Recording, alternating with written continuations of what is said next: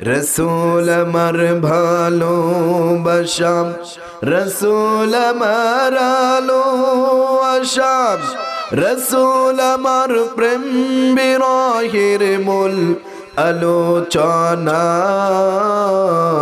রসুল আমার কাজে কর্মে অনুপ্রেরণা। কথা বলুন ঠিক কিনা?